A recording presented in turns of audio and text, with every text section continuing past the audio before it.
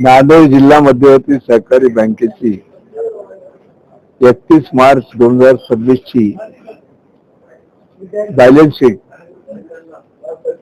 आणि गेल्या 10 वर्षामध्ये जिल्हा मध्यवर्ती बँकेने केलेली प्रगती ह्याची सर्वांना माहिती व्हावी यासाठी आज आपण पत्रकार मित्राला आणि इलेक्ट्रॉनिक मीडियाच्या आमच्या सर्वांना इथे या ठिकाणी निमंत्रण दिले.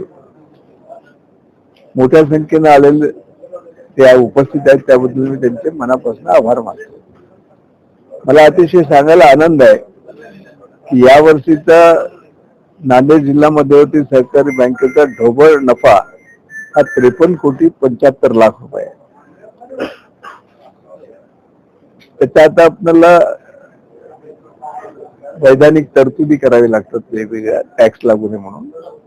ते केल्यानंतर 7,15,00,000च्या वर द्यायला निव्वळ नफा मिळाला.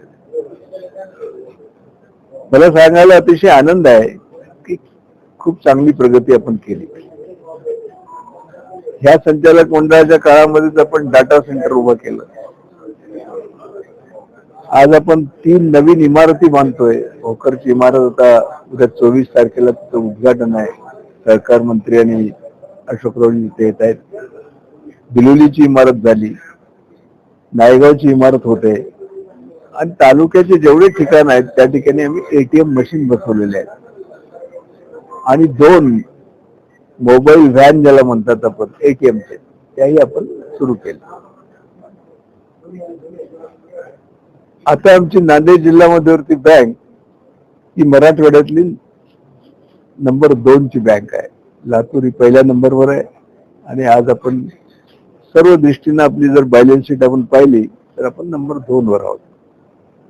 म्हणून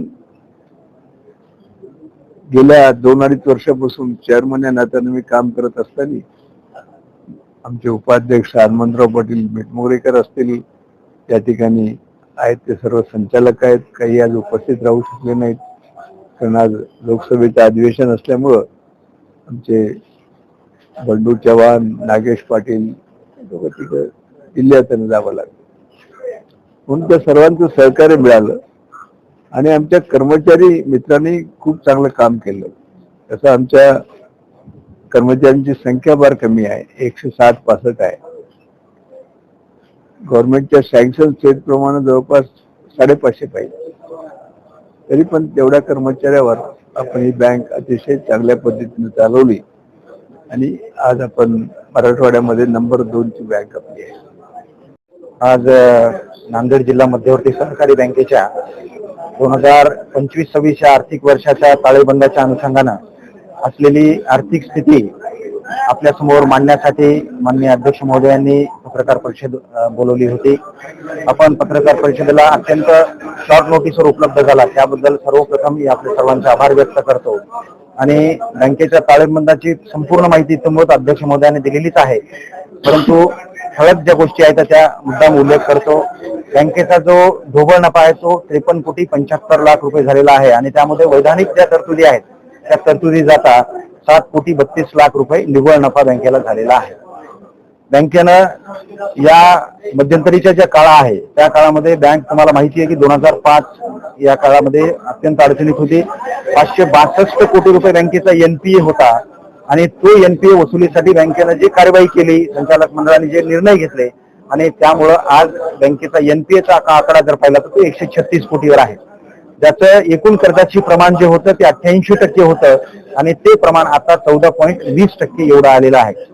त्यासोबतच बँकेचा जो तोटा होता तो 370 कोटी रुपयाचा होता आणि आज परिस्थिती जर पाहिलं तर तोटा भरून काढून आपण आता 53 कोटी आपण ढोबळ नफा आणि निव्वळ नफा जो आहे तो आपला 7,32,00,000 आलेला आहे. आणि इतर सर्व पॅरामीटर जे आहेत जे नाबार्ड RBI यांच्या निकषानुसार सर्व पॅरामीटर बँक फुलफिल करते आहे. आणि आता जिल्ह्यातील सर्व ग्राहकांना बँक डिजिटल माध्यमातून सेवा उपलब्ध करून देते आहे.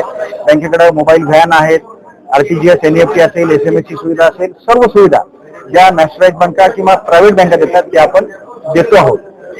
यासोबतच मला सांगायला अत्यंत आनंद वाटेल की भोकर शाखा जी आहे त्याच्या 24 तारखेला येत्या 24 तारखेला लोकार्पण आहे, ज्याला माननीय सहकार मंत्री महोदय येणार आहेत, माजी मुख्यमंत्री महोदय येणार आहेत आणि अत्यंत सुसज्ज अशी इमारत आम्ही तिथे उभारलेली आहे. त्यासोबतच गिरोली शाखा सुद्धा आपण मॉडिफाय केलेली आहे, तिथं सुद्धा 25 तारखेला लोकार्पण आहे आणि आता नायगाव शाखा सुद्धा आपण बांधकाम करतो आहोत. म्हणजे बँकेनं खूप चांगली प्रगती केलेली आहे आणि ती आपल्या माध्यमातून जनतेपर्यंत जावं ही आमची अपेक्षा आहे. ती सस्पेन्सला रक्कम जाते, परंतु ज्यावेळेस ते डिटेल उपलब्ध होतात ती सस्पेंड होऊन ती डायरेक्ट त्यांना दिली जाते. परंतु अशा अमाऊंट जर असतील जास्त तर त्या आरबीआयला 10 वर्षांमध्ये पाठवावे लागतात, ते आपण पाठवतो.